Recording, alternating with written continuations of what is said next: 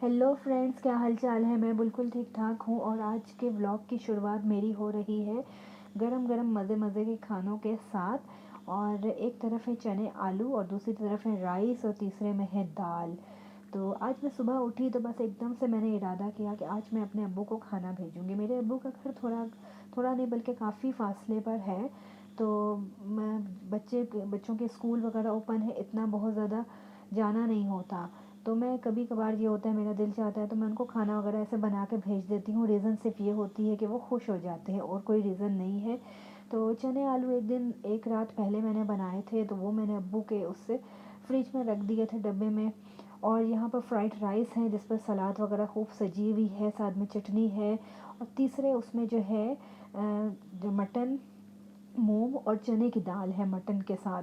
और इतनी कोई गर्मा गर्म मज़ेदार किस्म की ये दाल थी, मैंने थोड़ी सी टेस्ट की थी।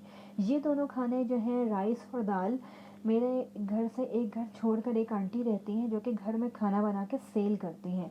उनको मैंने फ़ोन किया तो मैंने कहा आज क्या आपका मेन्यू है, तो उन्होंने बताया कि आज फ्राइडे है तो आज हमारा राइस का मेन्यू होता है, साथ में ये मटन दाल ये बनी है। मैंने कहा सही है, आप एक एक प्लेट मुझे भेज दें। मैंने उनको पैसे भिजवाए और उन्होंने खाना इस तरह ये भिजवा दिया। क्योंकि एकदम से मैं उठी और मैंने एकदम से डिसाइड किया कि आज मैं खाना भेजूँगी।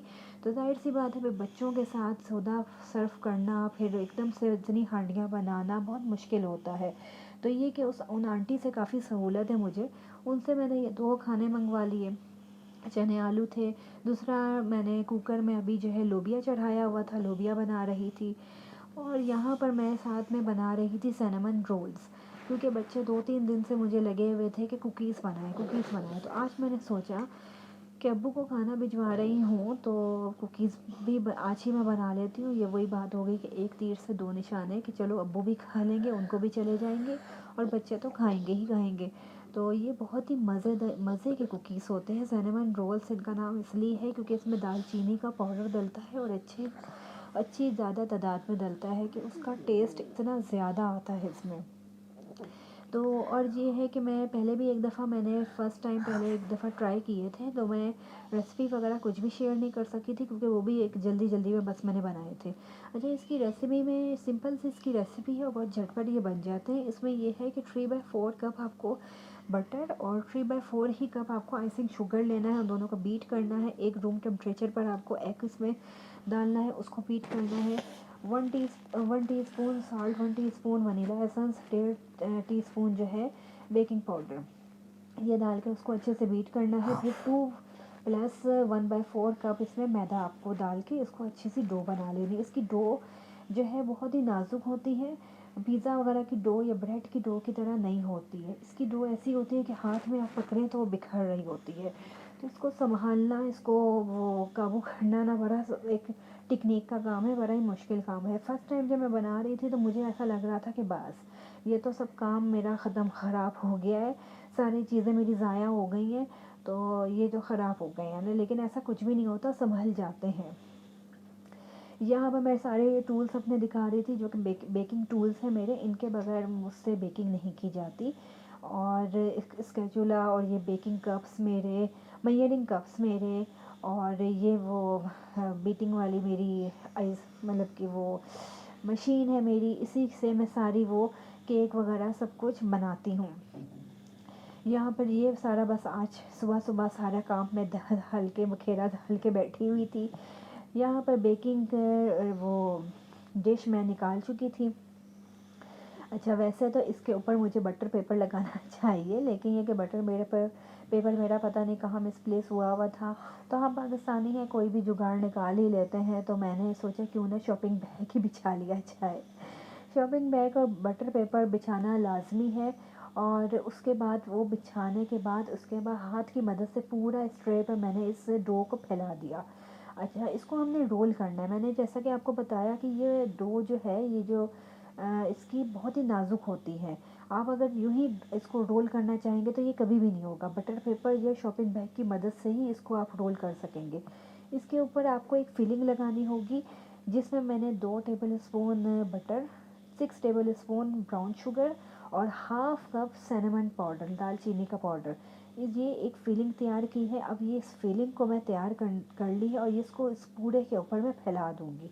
इसको फैलाने के बाद फिर शॉपिंग बैग की मदद से इसको जो है आस्ता आस्ता करके मैं पूरा रोल करूँगी।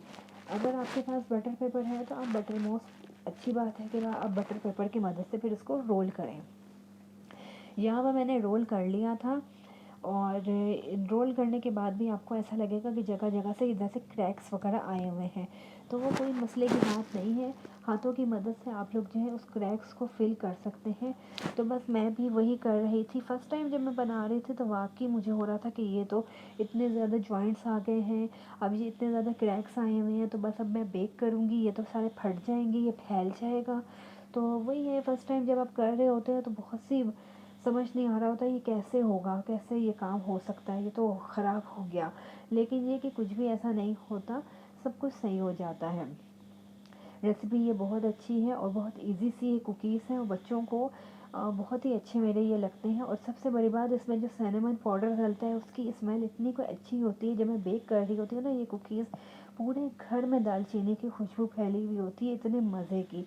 यहाँ पर मैंने कहा आप लोगों को कट करके भी दिखाऊं, इतनी अच्छी ये मतलब कि अंदर से जो होते हैं ना, इसकी शक्ल देखें कितनी अच्छी। सिनेमन वो जो हमने फीलिंग अंदर डाली थी सारी, वो अंदर से ऐसा नज़र आ रही होती है। बस यहाँ पर वन बाय वन सारे कुकीज़ मैंने इस तरह कट किए हैं। उनको ट्रे पर मैं पहले ही बटर वगैरह ऑयल लगा के मैंने रखा हुआ था पेपर पर, वहाँ पे सारे मैंने ये अपने कुकीज़ फैला दिए। ओवन जो है प्री हीट किया हुआ था 170 डिग्रीज़ पर। तो बस फिर मैंने इन सबको बेक कर लिया। ये जो मैं दिखा रही थी ये मीठ वाले दरमियान वाले जो कुकीज़ हैं उनमें अच्छे से फिलिंग भरी हुई थी। जो साइड वाले हैं उनमें इतना ज़्यादा फिलिंग नहीं थी। यहाँ पर मैं सुबह से काम कर कर के थक चुकी थी, तो मैंने ट्रे जो है ओवन में रखी और मैं थोड़ी देर ज़ैनब के साथ बैठ गई थी। तो ज़ैनब अपने सारा सामान लेकर आ गई, वो कह रही मैं खाना बना रही हूँ, आप मेरे साथ बैठ के खाना खाएं। मैंने कहा चलो सही है, तुम बनाओ, मैं खाती हूँ। जब मैं सारे खाने वाने जब सब कर रही थी तो एंड में जब करीम की बाइक को उसको बंदे को मैंने बुलाया, वो आने ही लगा था, तो देखा मेरे सामने से एक फ्रेंड आ गई जो कि मेरी बहुत ही अच्छी दोस्त है। मुझे कहती है कि आज मैंने शोरवे वाली मछली बनाई है, तो सोचा तुम्हें ट्राई करवाती हूँ। तो मुझे एकदम लालच आई कि हाय अल्लाह, उसने ये बनाई है, तो चलो मैं अब्बू को ये भी भेज देती हूँ। फिर मैंने जल्दी से एक डब्बा निकाला और मैंने वो भी फ़िश भी अब्बू के लिए थोड़ी सी उसमें डाल के वो भी पैक कर दी। यहाँ पर मेरे एक रोल सिनेमन रोल्स जो हैं, कुकीज़ जो हैं, वो रेडी हो गए थे। देखें कितनी अच्छी उसकी लुक आई है, अभी इतने गर्म है। तो ये कि थोड़ा ओवन से निकाल के मैं इनको रख देती हूँ, इनको रूम टेम्परेचर पर आने देती हूँ, फिर हम इसको खाते हैं। और ये जो बीच में फिलिंग है इसका टेस्ट इतना कोई अच्छा आता है, बहुत मज़े के ये कुकीज़ होते हैं। बस फिर एक बॉक्स मैंने लिया था खाली और ये थोड़े से कुकीज़ रह गए थे, बस ये भी फिर मैंने करके सारा काम अपना ख़त्म किया था। एक बॉक्स खाली लिया, उसमें 5-6 कुकीज़ मैंने अब्बू के लिए भी डाले, वो भी पैक कर दिए थे साथ में। और जो कि मैं फ़िश का बता रही थी, तो फ़िश भी इतने कोई मज़े की थी। और मुझे याद है कि मेरी अम्मी जो है वो इस तरह शोरवे वाली फ़िश, सालन वाली फ़िश बनाया करती थी। बाकी घर में सबके लिए जो है ना वो इस तरह फ्राई फ़िश बनाई जाती थी, लेकिन ये कि अम्मी कहती थी कि तुम्हारी नानी इस तरह बनाती थी। और ये कि वो अम्मी बहुत अच्छी मज़े की बनाती थी, मेथी दाना और ऊपर से कसूरी मेथी। जब ये गरम गरम वो लेकर आई बिल्कुल एंड टाइम पे, तो मैं उस वक्त पिक्चर्स वगैरह कुछ भी वीडियो नहीं बना सकी। इस फ़िश की इतनी अच्छी मज़े की थी और इसका कलर भी बहुत अच्छा था। जब मैं ख़ुद खाने बैठी तो फिर मुझे याद आया, तो एंड में ये बस ये इतनी सी बची थी, तो मैंने कहा चलें आप लोगों को इतनी सी ये दिखा देती हूँ।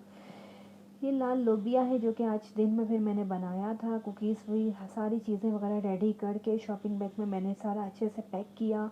करीम वाले भाई हमारे आ गए थे, उनके हवाले सारी चीज़ें की। जब तक खाना अब्बू के हाथ तक पहुंच ना जाए ना, तो एक वो होता है कि करीम वाला भाई पहुंचा दे, कहीं भाग ना जाए हमारा खाना लेके, बीच रोड पे बैठा हुआ खुद ही ना खा रहा हो।